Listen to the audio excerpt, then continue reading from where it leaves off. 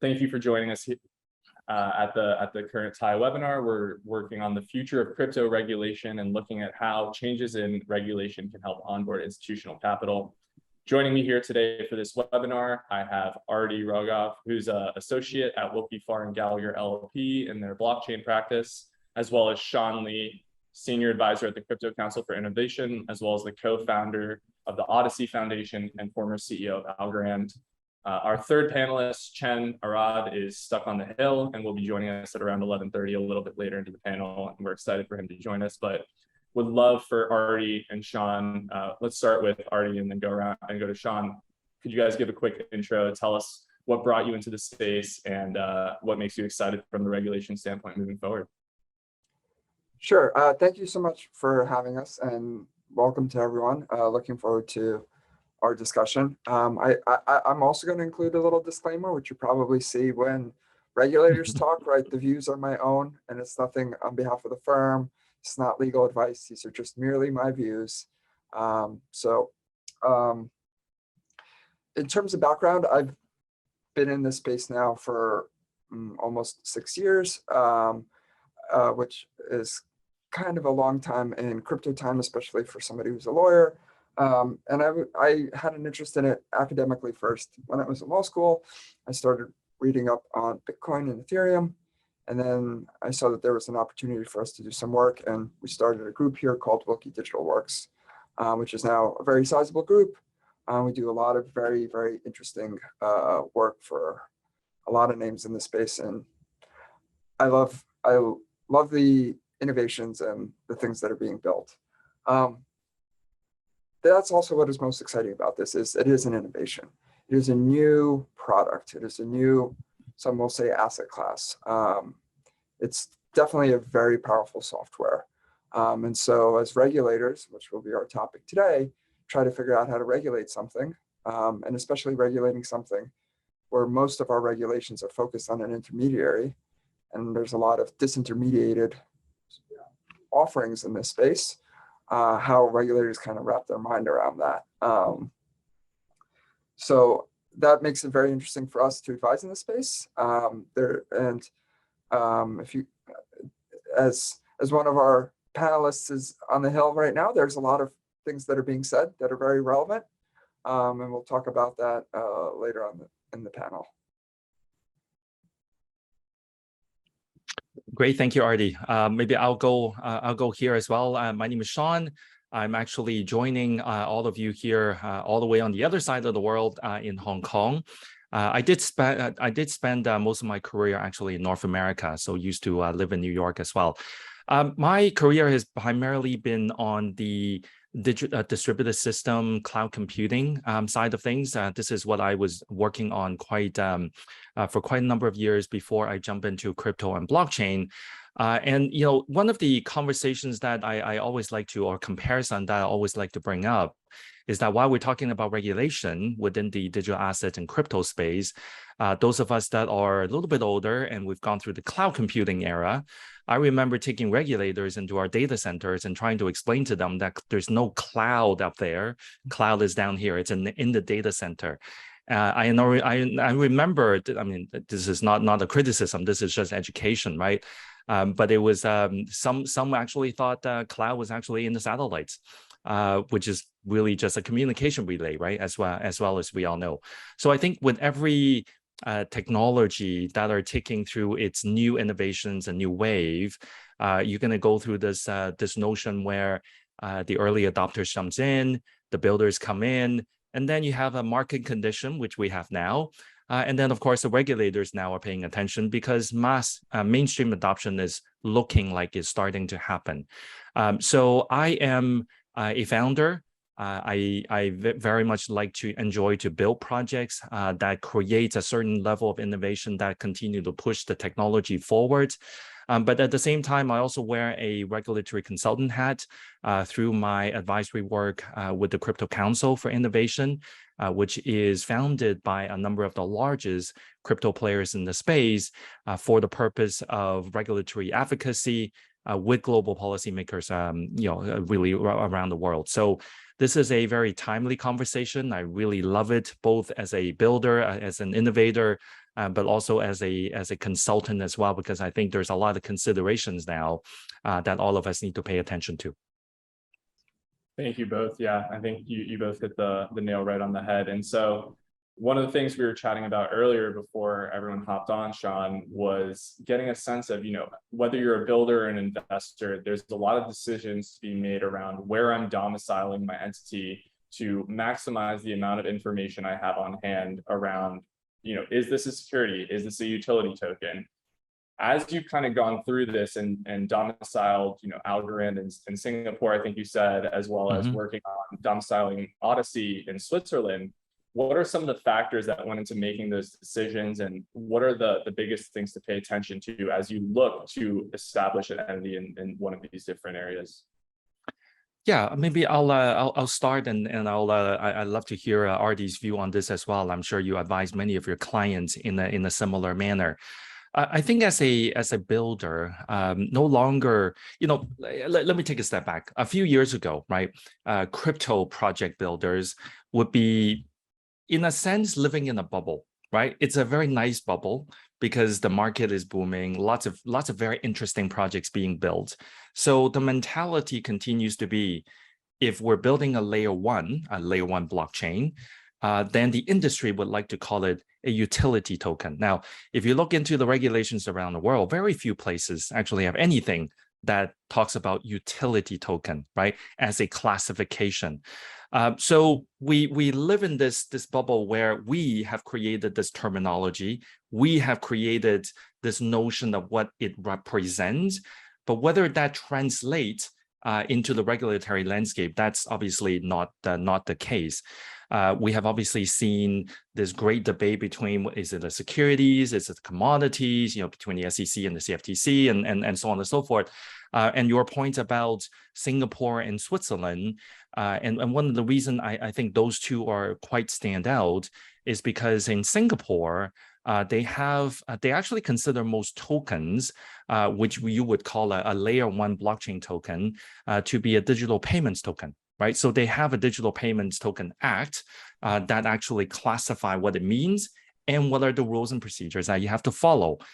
In Switzerland, on the other hand, they actually have this very, very clear definition of a utility token. Now, of course, to builders like us, that seems to be using the same terminology and everything is a match. Well, in the sense that is not true either, right? Obviously, there are a lot of considerations being put into it, even though the terminology seems to be quite similar. So I would say, as a builder, it's not critical to say, because Switzerland or Singapore or Cayman or wherever have perhaps a more relaxed definition of what things are and you should go there. I think you should still go where your market is, to be honest. You're building something, a product, so that you need to have product market fit.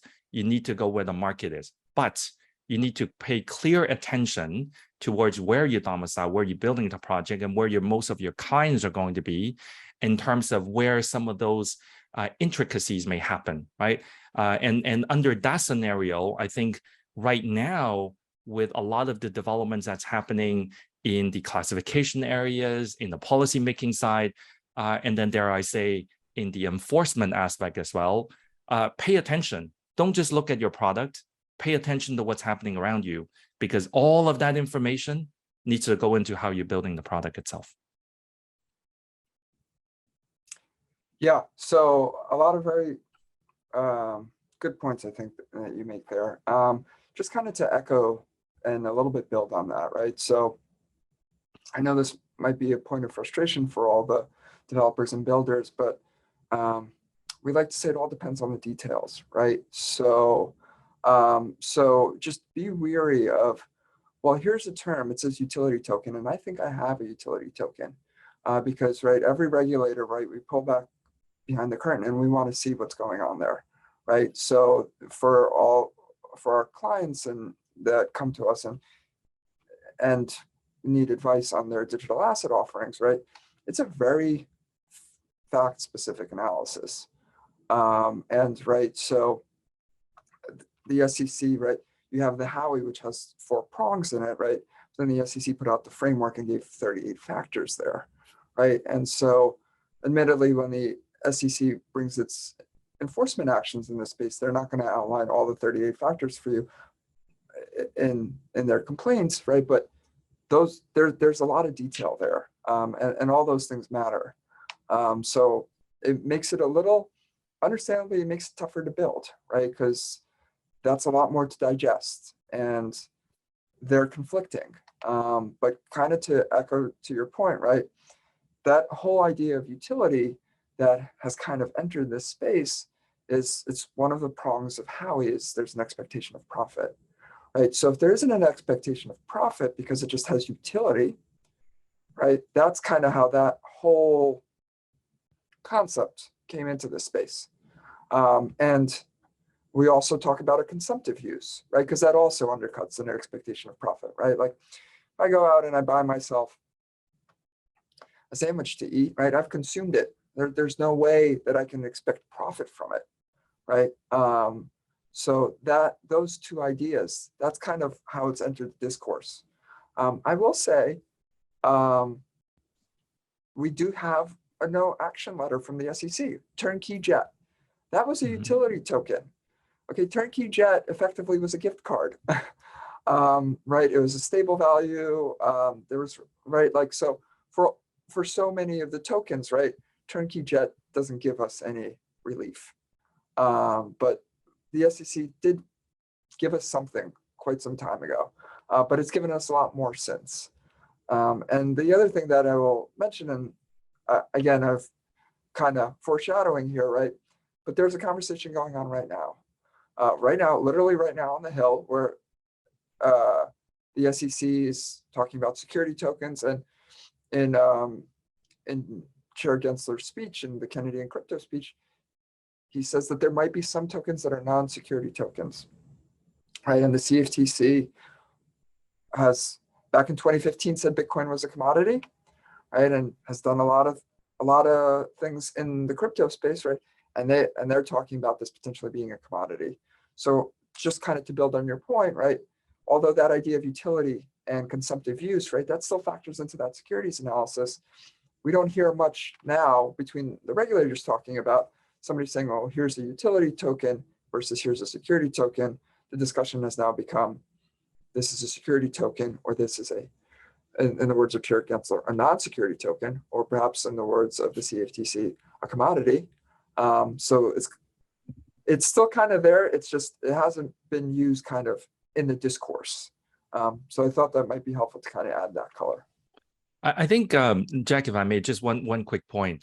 Going back to the notion of a builder, right, a developer, and therein specifically what Arty have shared, which is extremely informative, but that is also the reason why developers are either very confused or just very frustrated, because if I'm a developer, am I supposed to just follow what the US says all around, all around the world, or how do I do it?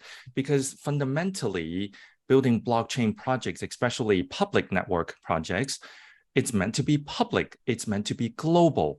You are going to have users from all around the world, which you may or may not be able to control. Of course, designing depending on the usage, the operating model, the consensus, and everything else. But it's hard to say, it's okay, it's within this border or that border. So then when you have all of these different definitions that are coming in, then it becomes very frustrating. And most developers do not have legal degrees, right? They don't have compliance knowledge. And this is obviously why, folks like Arty are going to be so valuable, right? Because these are the type of expertise that we need.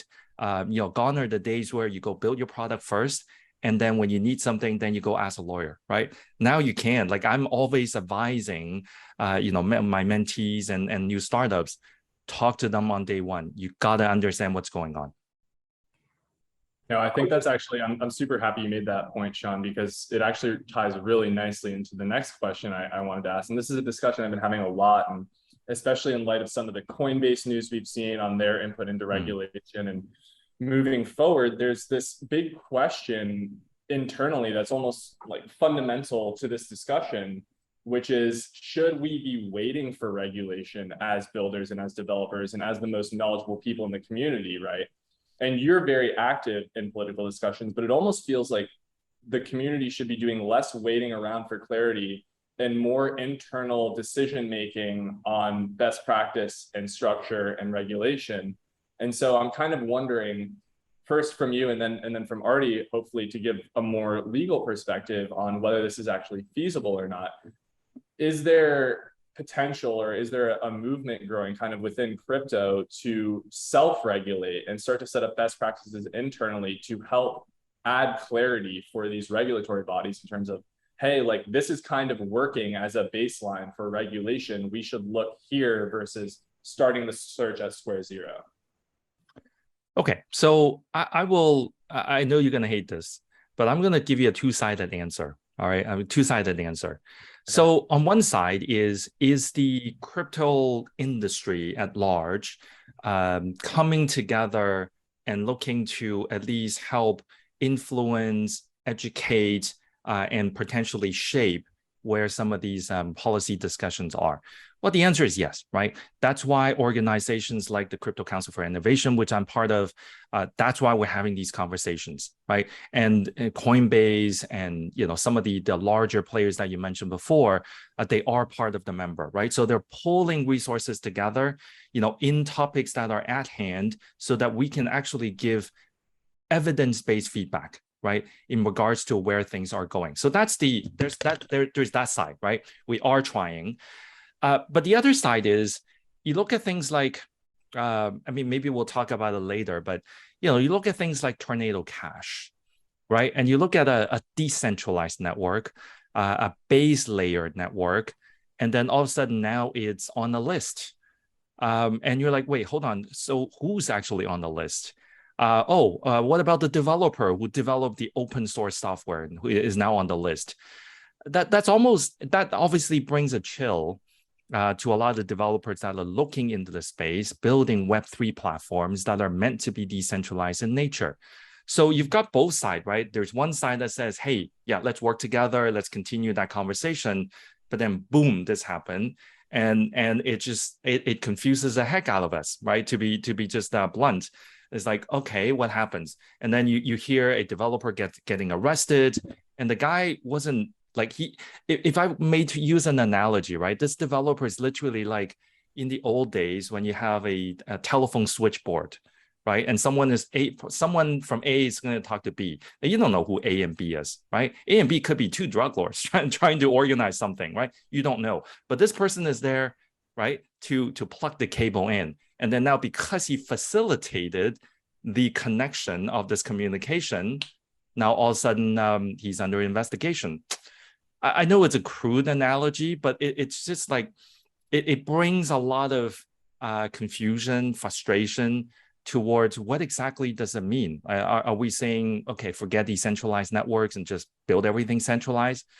That's kind of against the whole notion of what we're all trying to do in the space. So I'm kind of giving you both sides, but hopefully that kind of paints the picture that we're looking at as an industry. Yeah, no, and I love that addition of the infrastructure layer, because I know that was something we wanted to touch on, and it's probably extremely relevant for us. And Arty, I'd love for you to work this into your answer if it's feasible, is, given sanctions on infrastructure, not only from the dev side, but also from the investor standpoint, right? Like if you now have this potential thought in going into any of your investments, whether liquid or private, like, can this ever potentially be used for anything malicious, whether it's intended or not, as a risk factor in your valuation? And that's something that's completely untenable to actually put numbers around. And so I'd love a little bit of thoughts on that too. So we're covering a lot of ground there. So let me first start with the idea of self-regulation, right? Or SROs, self-regulatory organizations. We have a few of those, right? We have FINRA, right? We have those currently in our regulated businesses, right? That was something that was being offered up. I don't know, was it now 2 years ago or a year ago, right? That was being offered up by the regulators, not by the ICC, but suggesting, right, perhaps you should form an SRO. And there was quite a bit of push from the industry saying we want an SRO, right? A lot of the associations that have formed, which now are very much part of the Voices on the Hill, that was an idea of potentially like early stages of an SRO, right? And so that has kind of fallen away in the discussion right now, right? Right now, is it the CFTC or is it the SEC? Right? The discussion isn't, well, which SRO are we going to set up, and how is that SRO going to interact with these different entities, right? You know, and like, you know, every now and then somebody puts a toe in the water, right? NFA has asked questions about crypto. That's another SRO, right? So, you know, so right, that potentially would. It remains to be seen what would happen with that, right? But there is precedent here, right? We have those. So that's kind of the first thought there. That was something that was part of the discourse. Doesn't really seem to be it now, but maybe kind of as once we figure out where this will slot, which bucket this will slot in, and maybe that would form, and maybe that would be a lot friendlier to the industry, or just give a little bit more validation, something along those lines, right? So that's kind of that question, right? But now let's turn to Tornado. So something that I kind of previewed right at the start, right, is our regulations are focused on intermediaries, right? Let's say you buy and sell, let's say you are a platform that allows somebody to buy and sell securities. That platform is an intermediary. That platform has a registration requirement, right? It's a broker, or it's a dealer, or it's both a broker-dealer, right? And then the SEC can go to that intermediary and say, hey, we're here and we're going to take a look at what you've been doing, right? And that's kind of part of it, right? That's their idea of, that's in large part how kind of the whole framework is set up, right? It's and similarly in futures, right? We have in the CFTC world, right? We have registrants, right? And there's an intermediary there. But that's kind of what's been so groundbreaking about this innovation is we've removed, well, potentially there's less of a need for an intermediary, right? You can somebody will first do the building, but then once they've built it, right, they don't have to be there. To use your telephone operator example, he doesn't have to be there plugging A to B all the time. He's created an automation that plugs A to B. So I think, right, and so I think it creates a huge challenge for the way that our framework has been set up, where the focus is on the intermediary, because it's just like, oh, it's easy to know who to go to. And it's also the burdens that we place, right? So KYC AML, that is, right? So that has become a huge topic. First, it was drugs, trying to stop drug trade, right? And then it became a huge issue with potentially funding terrorism, right? And so at least those are kind of the two really big things, right? And there's all kinds of other illicit activity that you can do. But right, then we place burdens on the intermediaries to KYC your customer, right?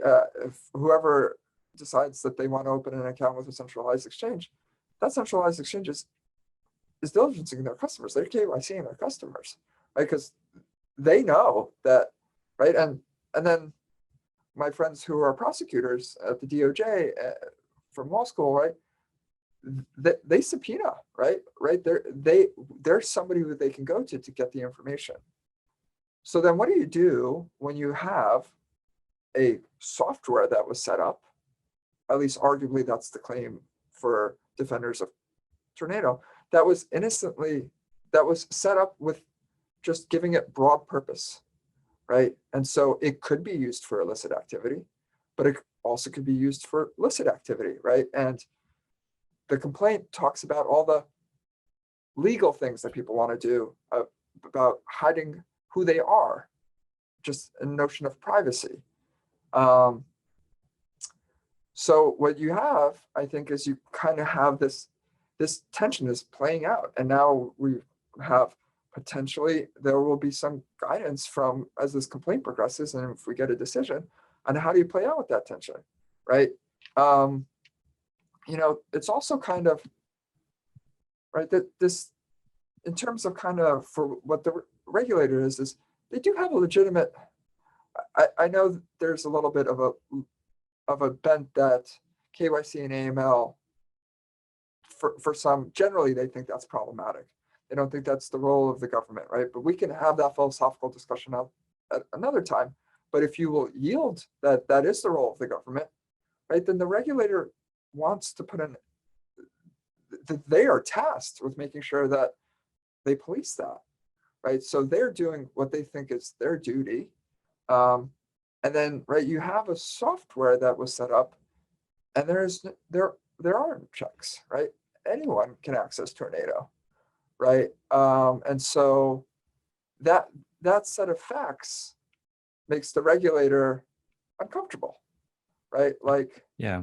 Arty, it's funny. Right. It's funny you say that, though, right? I'd like to have a little bit of a debate. It's not a who's right or wrong. This is just a debate. I seem to remember the exact same argument, let's say 20 years ago, 25 years ago, when the internet first started. Right.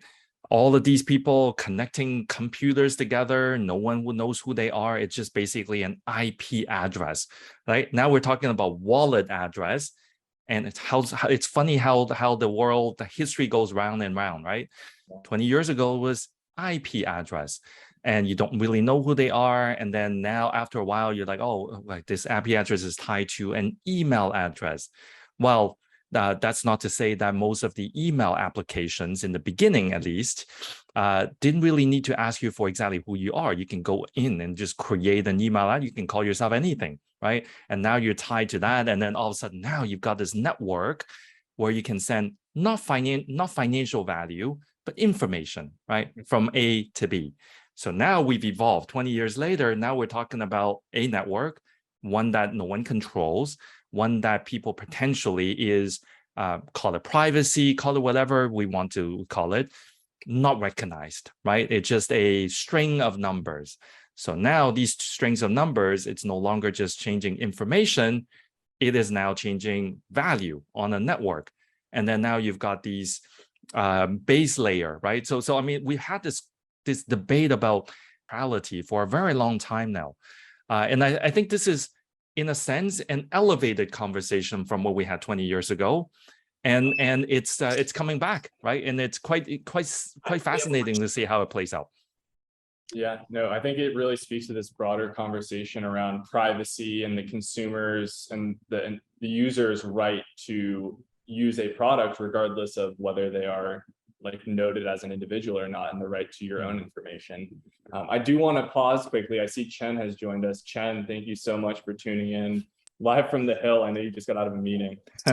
Yeah, so first of all, just to my fellow panelists and the audience, I am terribly sorry for being late, but I do think I have a good excuse for this panel. I was literally in a meeting with a bunch of congressmen about crypto regulation and legislation. So apologies, and thank you for having me despite my latency.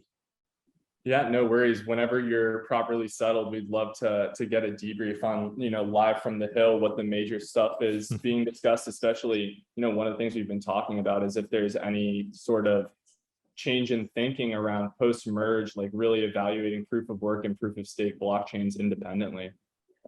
Wow. So, yeah, you can hear me. I'm not on mute. So, and I do apologize. I'll be walking around a little bit just because they're keeping us out of here to our next meeting. But look, I have to tell you, I don't think, the first thing that everyone I meet here this morning, congressmen, regulators, I've also met one of the CFTC commissioners this morning and heard her speak. Everyone is asking about the merge. Now, I think that in itself speaks to the incredible process that, Washington and I think regulators globally have been going through. There's a real interest. The meeting I was just in was with members of one of the House Banking Committee, and the kind of questions are not questions that a crypto risk monitoring firm like us would have gotten, even 6 months ago. The knowledge here constantly grows. alongside with the understanding that there's a real need to address, that there's a real need to find ways to mitigate risk through regulation, but without limiting the incredible potential. And now there's also a lot of substance that can be used as a base to talk about this. The two bills that were introduced earlier this year, the Senate Ag bill, that came from the Ag committee, and obviously the Loomis-Gillibrand bill. I think there's a general understanding that those are an early step. They're not going to be put into law exactly the way they are. Definitely not in an election year. But there's substance to talk about. There are proposed requirements that were developed alongside with the industry that people can actually, people can debate. Is this the right approach? Is it not? So that was not around even a year ago. And I try to remind myself always when it comes to legislation, it's very frustrating to be in crypto sometimes when it comes to legislation. But that Bill Gates is saying is very true here, that we tend to overestimate what can be done in a year and underestimate what can be done in 5 and 10. And if you look at it from a 5-year perspective, there's actually been incredible progress in how US regulators are approaching this and the level of understanding. So bottom line, I'm trying to send an optimistic message from the halls of Capitol Hill. That's great to hear.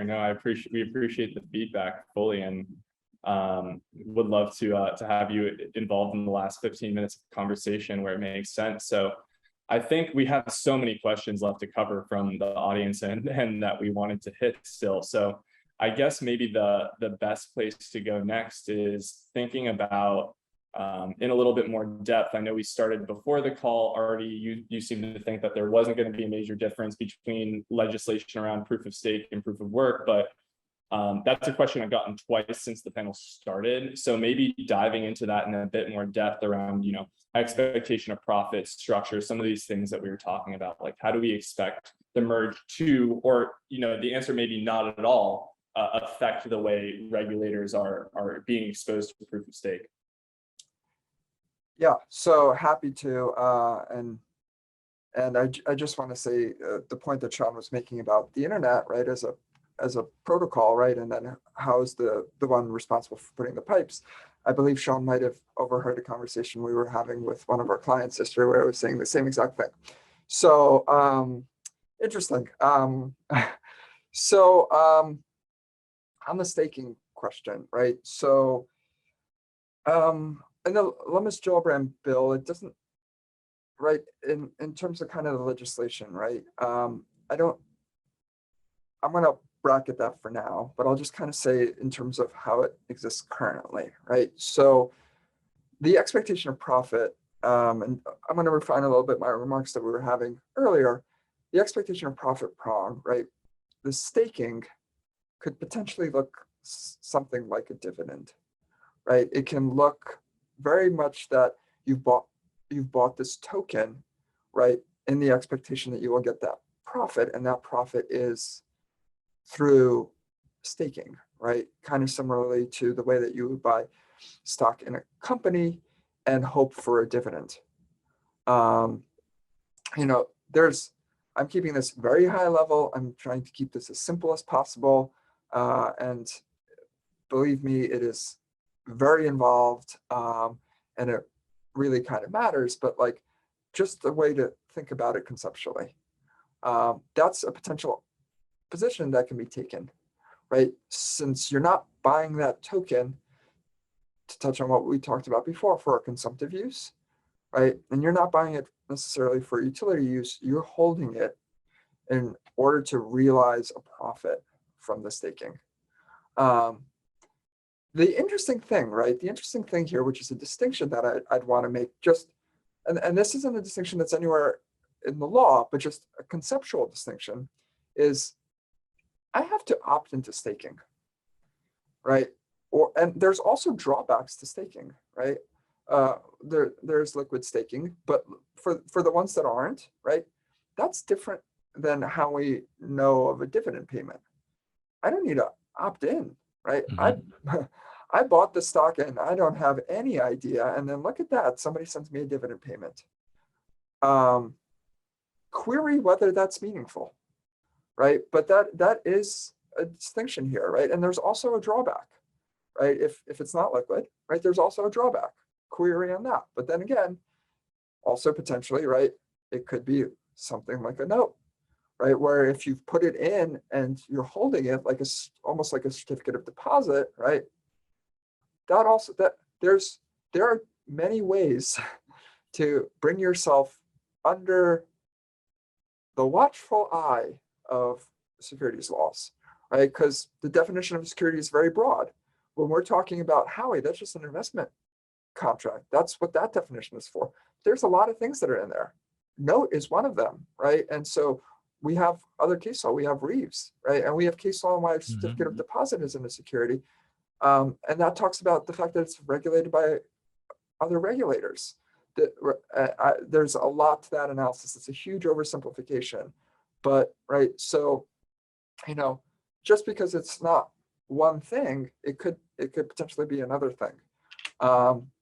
And this might seem to the developers and the builders on the call, this might seem maddening, right? Like, every which way that I'm trying to build, here you are, here's the lawyer in the room saying, well, it's this, now it's this, right? So it could potentially, and this is the claim that Gensler has made, or he made it earlier today. I was reading his remarks before I joined this call. He made it in his Canadian crypto speech that regulating the securities industry starting in the 30s has helped it grow tremendously, right? If we get clear rules that make sense to crypto, right, that make sense to the tokens, then you don't have to rack your brain. You have the rules of the road, right? We don't have to like figure out how to do this every time. You just have a playbook then that you can use. So it might actually be a blessing and a curse, right? Because it limits what you can do, but at least you have a safe path. The removal of the overhang as well is a big factor for sure. Chen, I think Sean, my only comment is very, very quick. I don't actually think, if the argument is that whether it's a proof of work network, which is what the ETH1 was, and now moving into a proof of stake, a token's a token, right? A layer 1 token is meant to do X, Y, and Z. Now it may or may not, right? Depending on your point of view, but it's a token on a network. It's just the consensus mechanism is different. So that by itself should not turn one from, being a security onto another, or vice versa. I think there are definitely much more other considerations that Artie was talking about before that needs to go into it. Just because the consensus mechanism have changed, even as a builder, I can't really say it's one way or the other, because to me, it's still a token that's being run on the Ethereum network to power the applications that are being built on top. How the consensus work shouldn't really make any difference in terms of how it's determined. That's just kind of from my point of view. Well, wouldn't the argument potentially not be around the consensus mechanism, but rather the form of value accrual that ETH2 has versus ETH1? Look, I say let's let it play out. It's happened for the last 6 hours or whatever it is. Even though we do have lots of examples of other proof of stake networks out there, but I mean, at the end of the day, Ethereum is the largest. It has the most vibrant ecosystem, the most applications that are being used on top, and quite frankly, the most users that are touching it as well, globally, I might add, right? Not just in the US. So given that context, let it play out, right? Don't debate it right now, because if we're debating it right now, then it's not a conversation about the merge. It's really about the conversation of, would all proof of stake tokens, should they be considered a security? That's a different conversation. If we're just talking about the merge itself, I personally don't think it makes much of a difference from an argument perspective. Yeah, I think so. It's funny that you say that, Sean, because one of the first things I mentioned earlier, right, that most people I'm speaking to here this morning,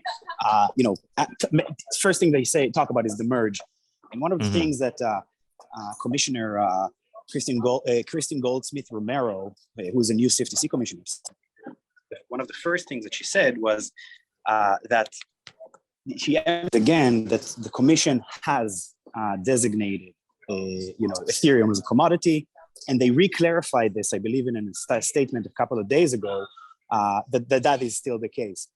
That doesn't necessarily mean that it will stay that way forever. I also think that specifically Ethereum, because it's so foundational to the vision of Web3, there are going to be so many different ways it's going to be used that, as much as I would like, to think highly of all of us, like not all of us can even anticipate or predict, I do think there's going to be some additional debate. I agree. I don't think it's just about the proof of stake mechanism. It's also just about how is it going to be used? What is it going to be representing? And also, the many kind of tokens that are, still going to be created. So just to summarize, I'd say, I think actually the sentiment I'm getting here is that people agree with you, Sean, and generally with the fact that this doesn't change the fundamental fact that it's been designated a commodity, but I think we should also anticipate more debate around that as the different uses and use cases, et cetera, are going to be developed in the future.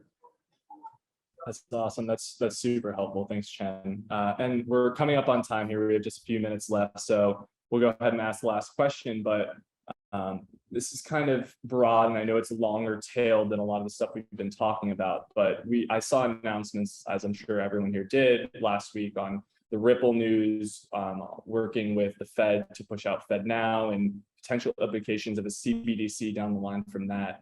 So I would love to just hear from Chen or Sean or Arty, anything that you've been hearing about internally in terms of, first, like what is the realisticness of this actually getting deployed within the next kind of year or two? And then down the line, is it something that we actually see potentially transitioning to enable instant settlement 24/7 and working off of CBDCs as a baseline?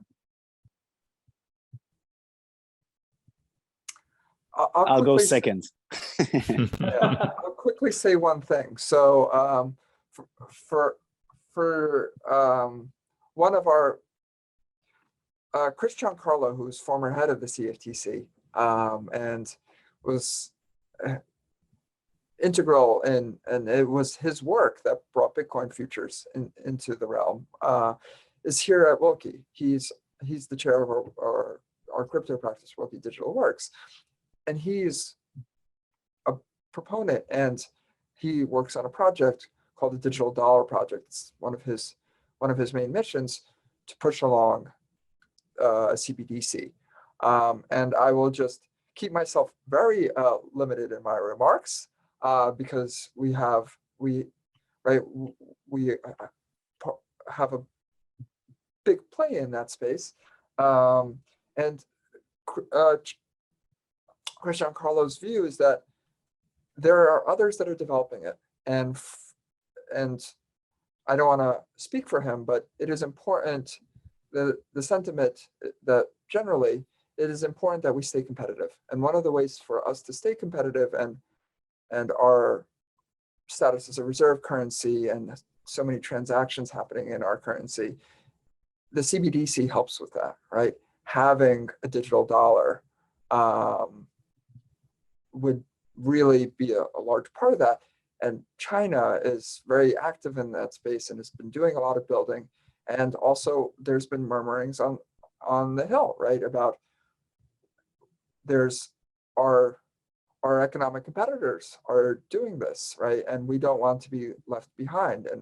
And innovation is a huge draw. So I'll just keep it very limited, and I'm not taking any official position, but I'm just giving you a preview of things here. No legal advice. Got it. So I realize we're on time, so I'll just say something quickly. Thank you for bringing up former Chair Giancarlo. He is also an investor and advisor and of ours and great partner, I think, for the industry.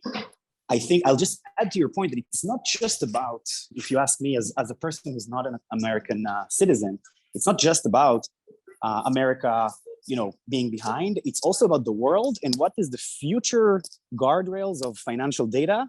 Who's going to own them?